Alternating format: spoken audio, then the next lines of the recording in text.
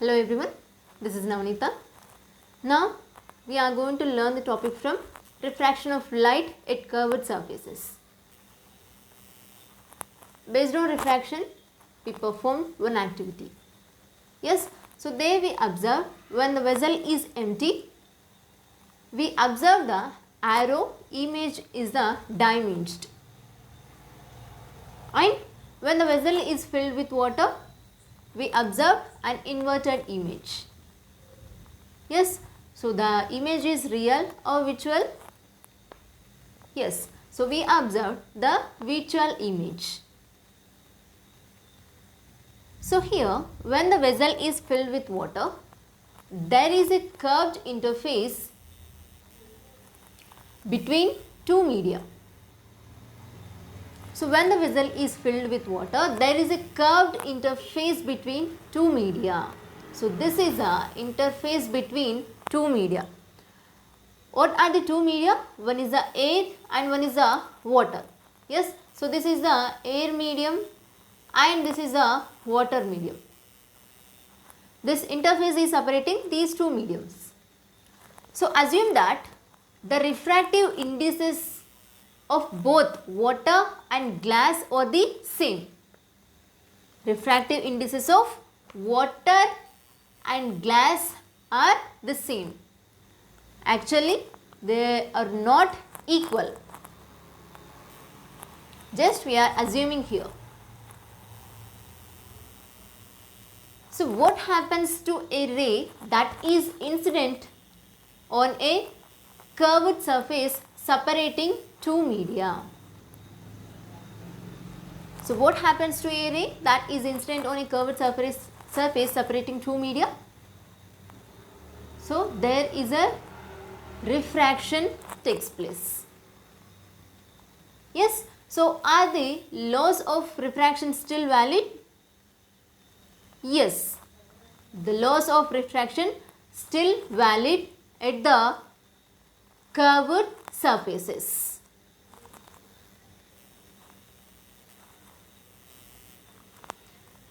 Look in here. So we are considering a curved surface separating two media. So this curved surface is separating the two different media. This is the air media and this is the water media.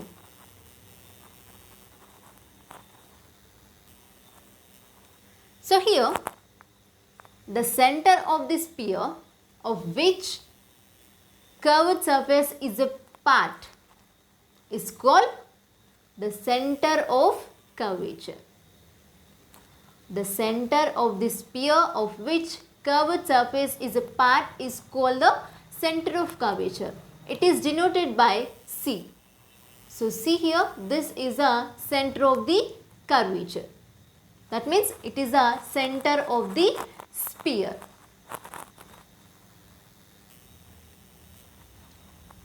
So any ray drawn from the center of curvature to point on the curved surface becomes normal to the curved surface at that point. Yes, so here any ray drawn from the center of curvature to a point on the curved surface becomes normal. So this is a normal line. So the direction of the normal changes from one point to another point on the curved surface. So the center of the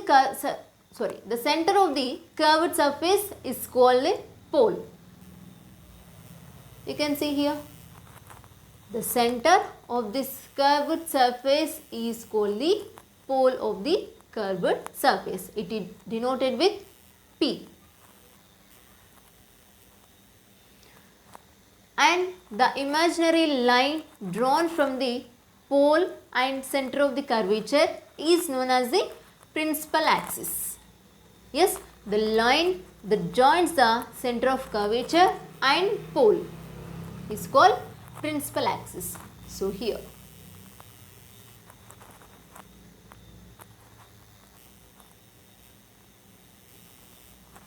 So how do rays bend when they are incident on a curved surface?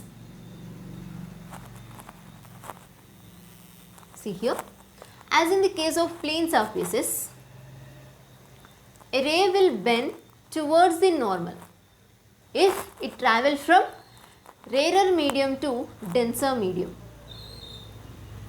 You can see in this picture, when the light ray travels from rarer medium to denser medium, it will move towards the normal line. This is in the plane surfaces. Yes. And a ray will bend away from the normal. It travels from denser medium to rarer medium. You can see here. Yes, so a ray will bend away from the normal. It travels from denser medium to rarer medium. So you can see the both pictures. So when the light ray travels from rarer medium to denser medium, the refracted ray bends towards the normal.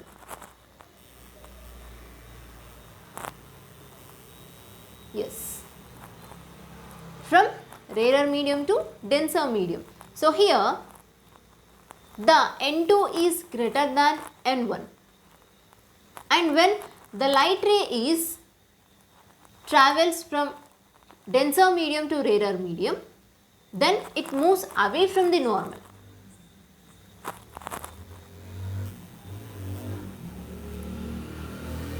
So here, what happens to a ray that travels along the principal axis? Similarly, a ray that travels through the center of curvature. So we can say that according to Snell's law, the ray which travels along the normal drawn to the surface does not deviate from its path.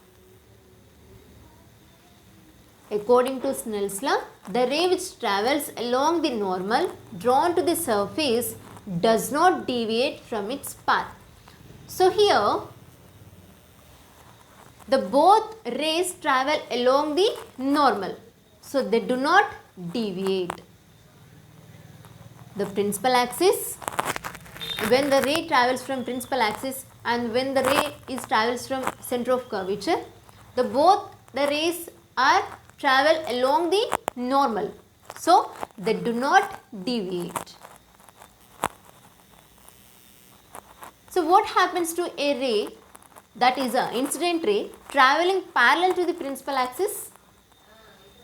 So when the incident ray traveling parallel to the principal axis, see here the case 1, a ray traveling parallel to the principal axis strikes a convex surface. We are taking here convex surface and passes from a rarer medium to denser medium. You can see here rarer medium to denser medium, and this incident ray is parallel to this principal axis. Yes, so here this incident ray is parallel to the principal axis and strikes at the convex surface and passes from rarer medium to denser medium.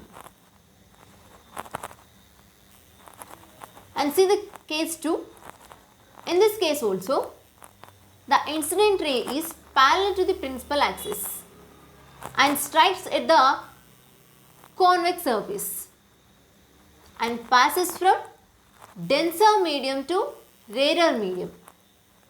Here the medium is changed. In case 1 we observe rarer medium to denser medium. Now in this case we observe from denser medium to rarer medium. Yes? Now in this case the incident ray is parallel to the principal axis, strikes a concave surface and passes from a denser medium to rarer medium. This is the denser medium and this is the rarer medium. So this is the incident ray and this is parallel to the principal axis and it is travels from denser medium to rarer medium. And in this last case, here also the incident ray is parallel to the principal axis and strikes a concave surface and passes from rarer medium to denser medium. Yes, so here you can see here figure A and figure B. So what difference do you notice in the refracted rays? What could be the reason for that difference? Here in the figure A, the light ray is travelled from rarer medium to denser medium. And in figure B, the light ray is travelled from denser medium to rarer medium. So what could be the reason for that difference? Here, incident ray travels parallel to principal axis in both cases. In figure A, ray passing from rarer medium to denser medium, striking at a convex surface and bends towards the normal. Yes, and in figure B, the ray passing from denser medium to rarer medium, striking at curved surface, that means convex surface, and bends away from the normal. You can see in this picture. So in figure A, the light ray is, that means the refracted ray bends towards the normal. And here this is the normal line. Yes. And it is bends towards the normal. And in figure B, the refracted ray bends away from the normal. Because here the medium is changed. In first case, we observe the light ray travels from rarer medium to denser medium. In second case, the light ray travels from denser medium to rarer medium. Yes, so the main reason is that light passes through different media. In figure A, rarer medium to denser medium is changed, and figure B, denser medium to rarer medium is changed. And see here the figure C and figure D. In figure C, the light ray travels from denser medium to rarer medium. This is the incident ray and this is the refracted ray. And in figure D, the light ray travels from rarer medium to denser medium. This is the incident ray and this is the refracted ray. And see here, this is the normal line. So what is the difference do you notice in these two refracted rays? What could be the reason for that difference? So we can say that in figure C, an incident ray passing from a denser medium to rarer medium, striking on a concave surface and bends away from the normal. And in figure D, the light ray bends towards the normal. Here the medium is rarer medium to denser medium. And the refracted ray is moved towards the normal. You can see in this picture. In figure C, it is travelled away from the normal. And in figure D, the refracted ray bends towards the normal. So the main reason is that light passes through different media. So one is convex curved surface and other is concave curved surface. So now in this figures, here I have taken figure A and figure C.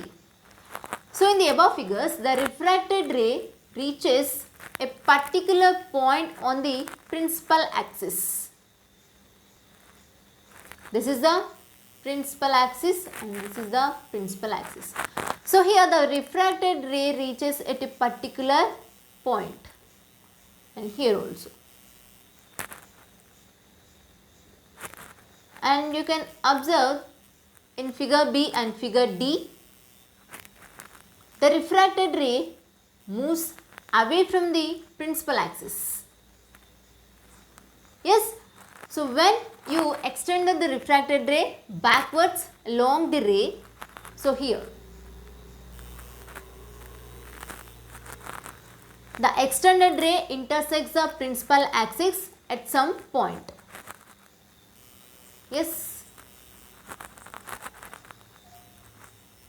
So here the point where refracted ray intersects the axis in all the above cases is called focal point.